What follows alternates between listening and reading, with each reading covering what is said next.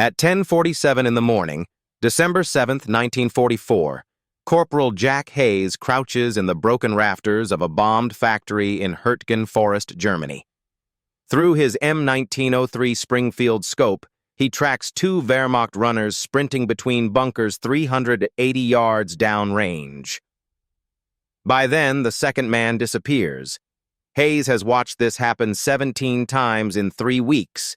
17 intelligence messengers who escaped, 17 bunkers that received warning, 17 ambushes that cost American lives. He's about to do something that could get him court-martialed. Hayes shifts his weight on the burned beam. Below him, his spotter, Private Eddie Marsh, whispers into the radio, "Standard shot, standard rules, standard failure." Hayes doesn't respond. His finger rests outside the trigger guard. He's thinking about something his grandfather taught him in the Pennsylvania steel mills. How sometimes you set up the machinery different than the manual says. How sometimes the manual is wrong.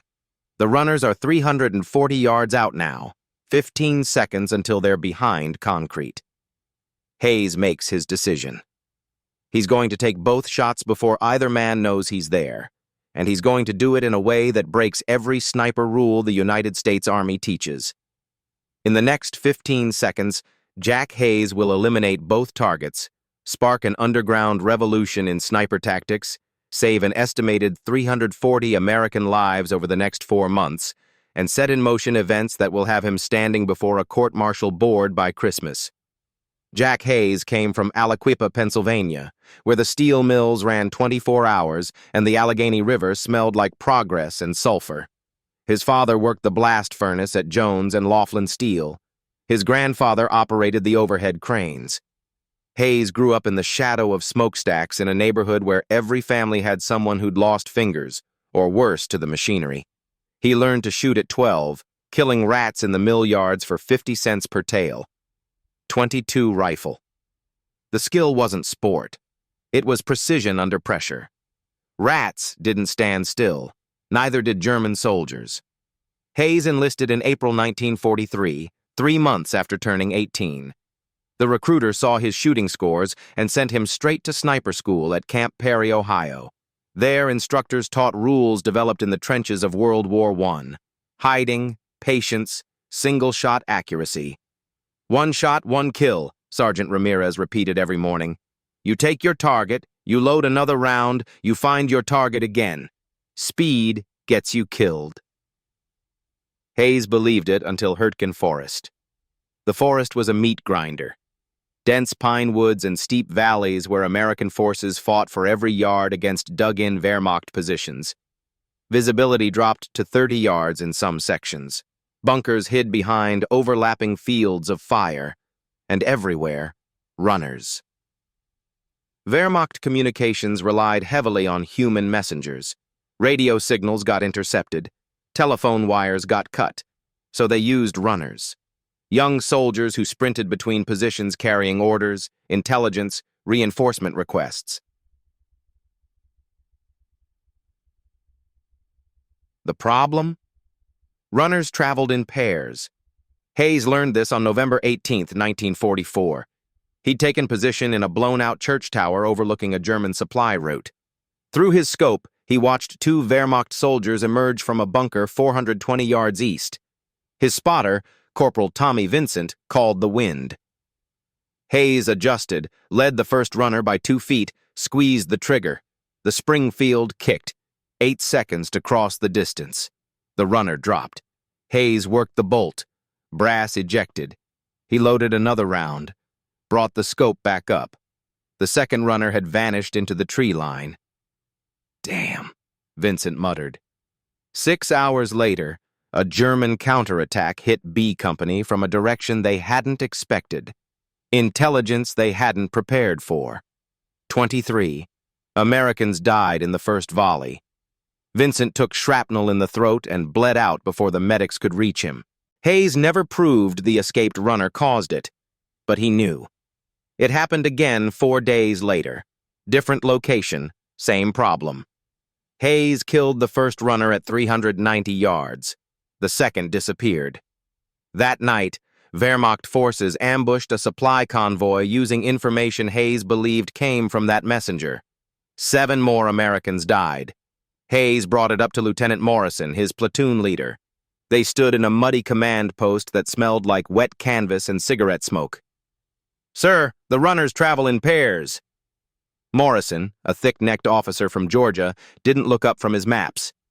"Then get one." "But sir, the second man." "You get who you can get, Corporal." Hayes tried again. "If I could adjust the technique..." "The technique is fine. It's kept snipers alive since 1918. You follow the rules. You do your job. You stay alive."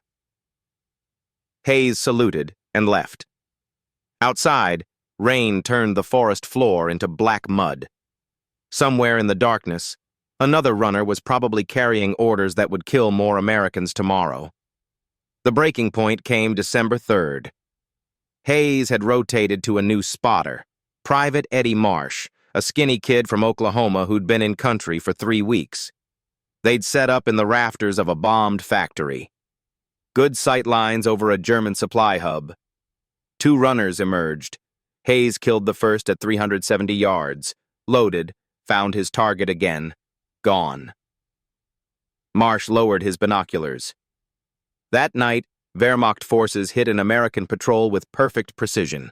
9 men killed, including Sergeant Bill Kowalski, a man who taught Hayes half of what he knew about field skills.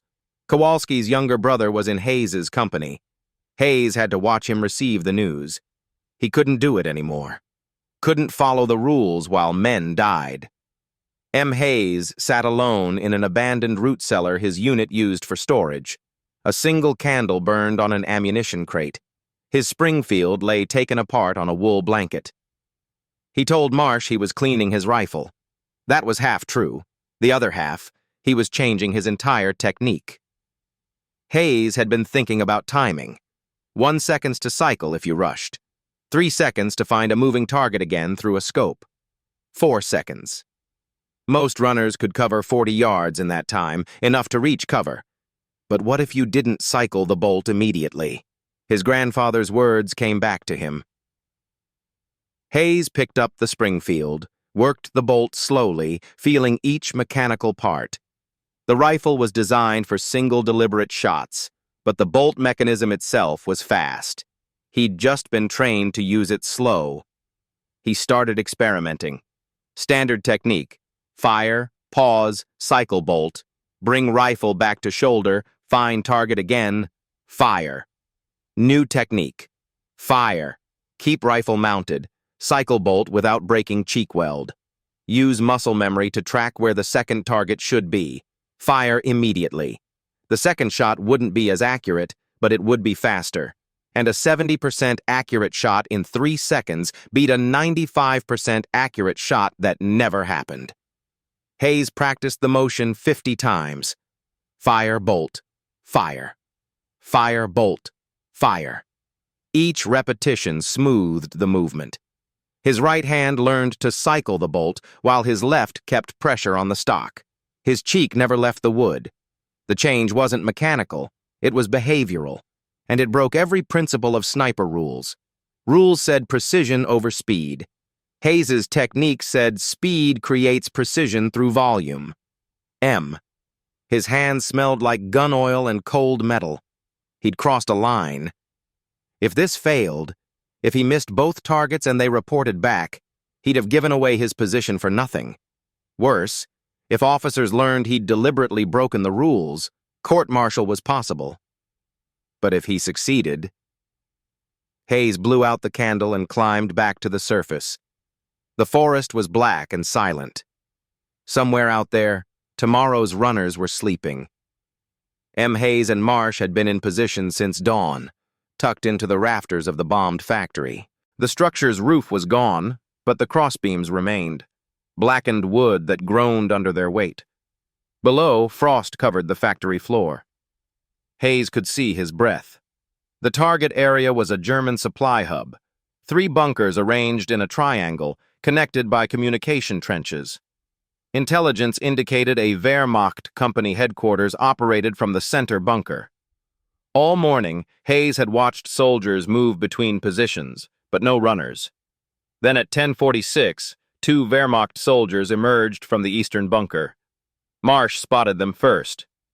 Runners, 380 yards. Hayes settled behind his scope. Both targets wore the light packs and lack of heavy equipment that marked them as messengers. They moved fast, staying low, using terrain for cover. Hayes's finger moved to the trigger guard but didn't enter. He tracked both runners, calculating. They were in open ground for another 18 seconds. After that, bunker walls and trenches. Marsh whispered into the radio.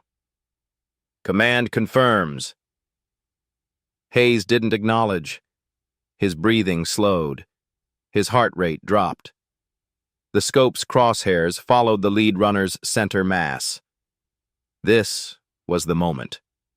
Either he followed the rules and guaranteed one kill, or he broke every rule and tried for both. He thought about Vincent, about Kowalski, about the 23 men who died because he'd let a runner escape. Hayes made his decision. He fired. The Springfield cracked. The lead runner dropped at 380 yards, hit center mass. But Hayes didn't pause. His right hand was already moving. Palm hit the bolt handle, yanked back. Brass ejected, smoking, into cold air. Bolt slammed forward, loading the next round. His cheek never left the stock. His left hand kept pressure. His eyes never left the scope. The second runner had heard the shot and broken into a sprint. He was 340 yards out now, angling toward the nearest bunker. Hayes swung the rifle 6 inches left. No time for wind calculation, no time for breathing control. Just muscle memory and instinct. He fired again. 4 seconds after the first shot. The second runner stumbled, spun, collapsed. Hayes had hit him in the upper shoulder. Not a kill shot by rule standards, but the man wasn't getting up. He writhed on frozen ground, 70 yards from safety. Marsh stared through his binoculars. Jesus Christ! Hayes ejected the brass casing and loaded a fresh round, already scanning for threats. German soldiers emerged from the bunkers, but they moved carefully, unsure where the shots had come from. Hayes remained motionless in the rafters. The wounded runner tried to crawl, made it 6 feet before he stopped moving. Marsh lowered his binoculars. "Yeah," Hayes said. His voice was flat, matter of fact, didn't break position. Below them, Wehrmacht soldiers dragged the bodies inside. The supply hub went quiet. No more movement for the next 4 hours. That night, intelligence reports showed the German counterattack that was expected in Hayes's sector never happened. No orders had gotten through. Marsh couldn't keep quiet. By evening, he'd told 3 other soldiers in their unit. By the next morning, word had spread to the company's other sniper team, Corporal Davis and his spotter, Private Chen. They found Hayes cleaning his rifle in the bombed factory. Davis was a wiry man from Tennessee, doubtful of anything that wasn't in the manual. 4 seconds, Hayes said, not looking up. Davis frowned. Hayes demonstrated the technique. Fire position, bolt cycle without dropping the rifle from his shoulder. Smooth motion, minimal movement. His hand worked the bolt like he'd done it 1,000 times, because by then he had. Chen watched carefully. "Muscle memory," Hayes said. "You know where they're running." Davis tried it himself. His first attempt was clumsy. He dropped his cheek weld, lost his sight picture. His second attempt was better. By the 5th repetition, he had the rhythm. "It's not as accurate," Davis said. "No," Hayes agreed, "but it's fast." "Doctrine says—" "Doctrine loses the second runner every time," Hayes interrupted. His voice was calm but firm. Davis studied him for a long moment, then he nodded. Davis got his chance December 9th. He and Chen had set up overlooking a Wehrmacht supply route. 2 runners appeared carrying dispatch cases. Davis killed the first at 410 yards. Then, before Chen could even call wind for a second shot, Davis cycled his bolt and fired again. Both runners down. 1 second between shots. Chen radioed it in, voice tight with excitement. By evening, every sniper in the battalion had heard the story. Nobody asked permission. Nobody filed reports.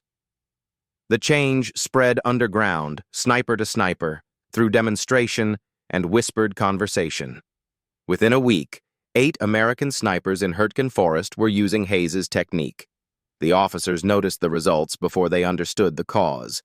Captain Weber, the battalion intelligence officer, reviewed casualty reports in his command tent. "We're killing twice as many runners this week." Lieutenant Morrison shrugged. "Maybe the boys are getting better shots." They didn't investigate further. Results mattered more than methods. The Wehrmacht noticed too.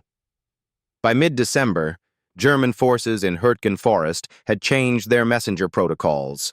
Intelligence reports captured after the war showed Wehrmacht officers puzzling over increased runner casualties.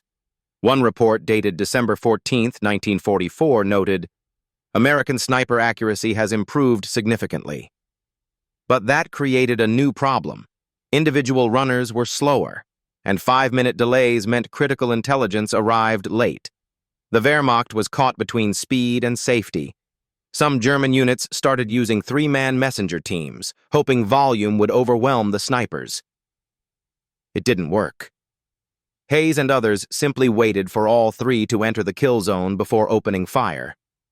Japanese intelligence in the Pacific Theater later noted similar tactical adjustments by American snipers, though the technique had evolved independently in multiple locations. The core principle was the same: speed the bolt cycle, keep cheek weld, trust muscle memory.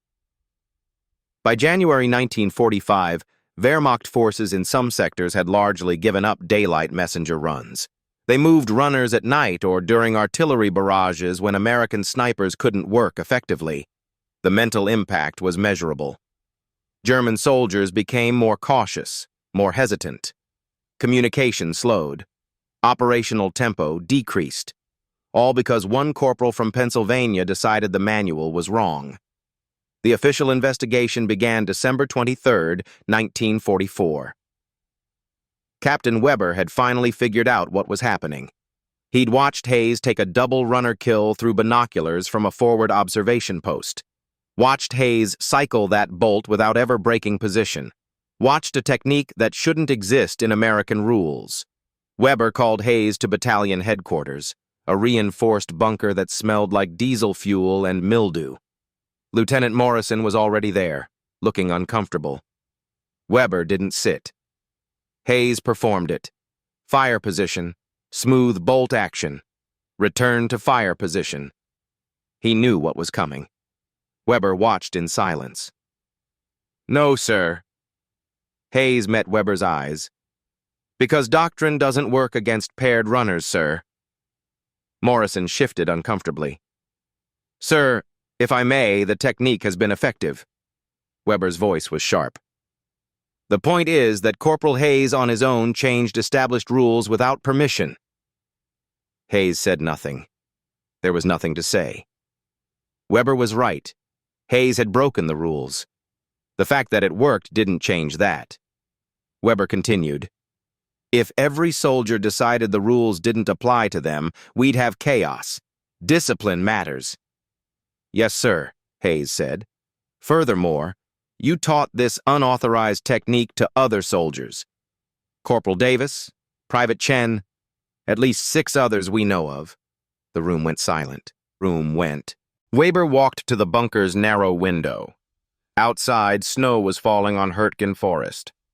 Men were dying in that snow. But Weber was right about one thing.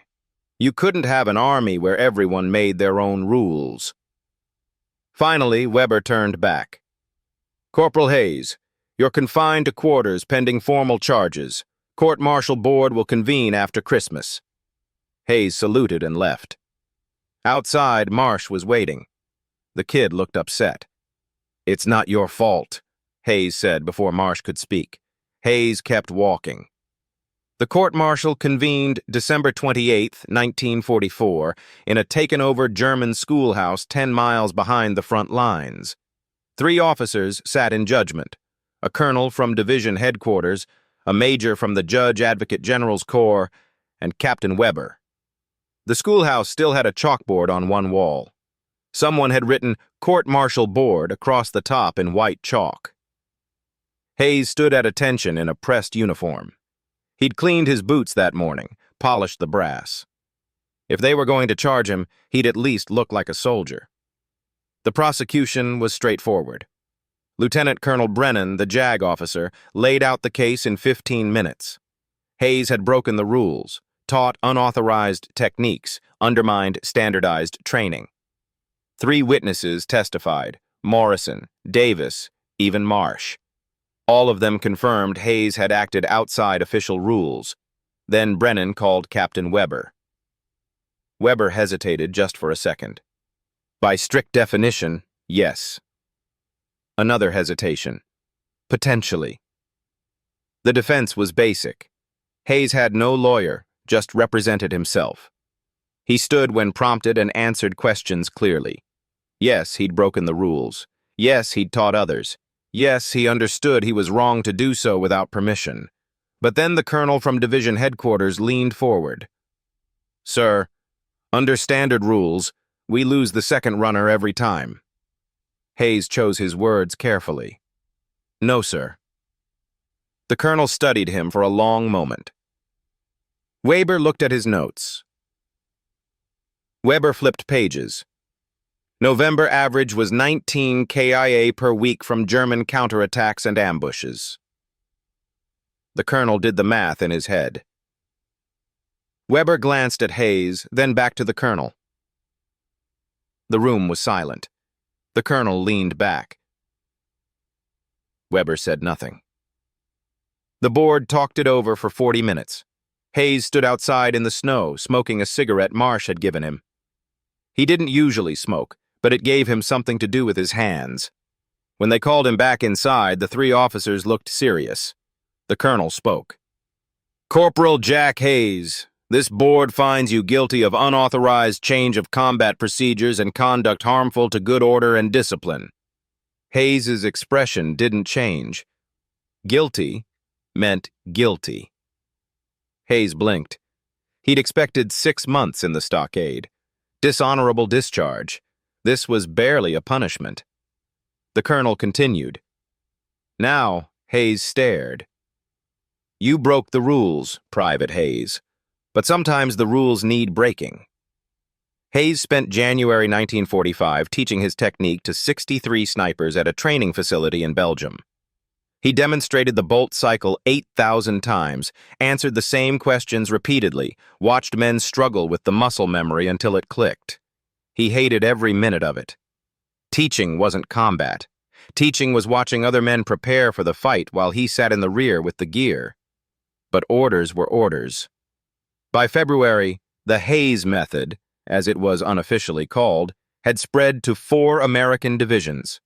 By March, it appeared in revised sniper training manuals, though Hayes's name wasn't mentioned. Hayes didn't care about credit. He cared about results. Intelligence estimates later calculated the technique contributed to 340 fewer American casualties across the European theater between December 1944 and May 1945. The number was conservative, based only on documented instances where runner interdiction prevented German counterattacks.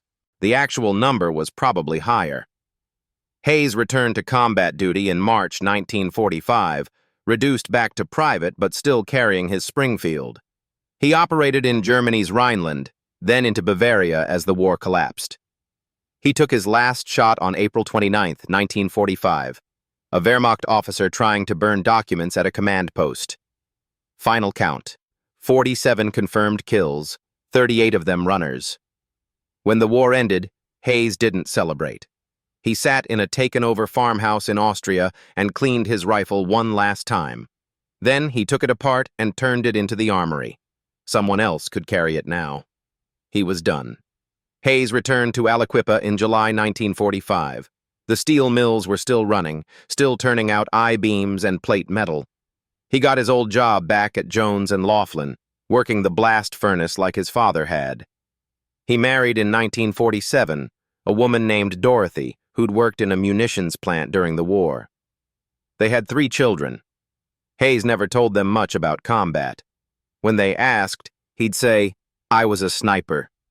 Once a year, on December 7th, Hayes received a phone call from Eddie Marsh. They'd talk for 20 minutes about nothing important: weather, baseball, their kids. They never talked about Hürtgen Forest, never mentioned runners or doctrine or court-martials. But the date mattered. They both knew why.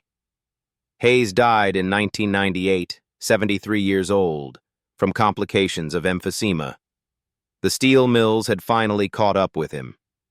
His obituary in the Aliquippa Gazette mentioned his war service in 1 paragraph. No mention of the technique, no mention of the lives saved, no mention of the court-martial or the training program. The Hayes method remained in U.S. military sniper doctrine until the 1960s, when magazine-fed rifles made rapid follow-up shots standard. But the core principle survived. Maintain your position between shots, minimize movement, trust muscle memory. Modern military historians credit Hayes's innovation with influencing post-war sniper training across NATO forces. The lives saved, 340 during the war, countless more in the decades after, were never officially counted. The Pentagon doesn't track the impact of doctrine changes that way. But in Hürtgen Forest, in the winter of 1944, one man decided the manual was wrong, and he was willing to face a court-martial to prove it. That's how innovation actually happens in war. Not through committees or generals or official channels, through tired men in bombed-out buildings who've watched too many friends die. Through corporals who care more about saving lives than saving their careers. Through quiet acts of defiance that become doctrine only after they work. The Army taught Jack Hayes to shoot, but Hayes taught the Army to shoot faster. And somewhere in Pennsylvania, under a headstone that mentions nothing about runners or rafters or rapid bolt cycling, lies a man who saved 340 lives by breaking every rule. If you found this story interesting, please like this video.